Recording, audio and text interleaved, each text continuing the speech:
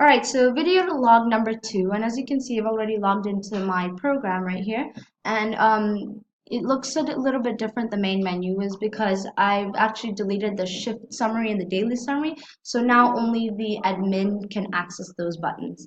So now what I'll just click Dine In, and it takes us to the table page, same as last time. So I clicked a random table, and what it does here, as well as it shows us the table number in the top right corner, and also we have another area where it shows us the date. So this is actually one of the things which I'm hoping to finish for the next log as well, is that the admin would be able to set the date, and then it would keep displaying this for every page that you click.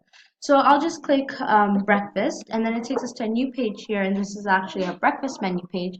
And when you click any of these items, it would display them over here in the text area box. So I'll just click continue, and then it takes us to the lunch menu, and also the same thing happens here. So you choose any of the items and it displays them here. And one of the main things which I'd like to complete as well for the next log is that when you click all of those items, the breakfast items, lunch items, and the sides and desserts as well, I wanted them to all get displayed on the final payment page, and I'd have to use ArrayLists for those.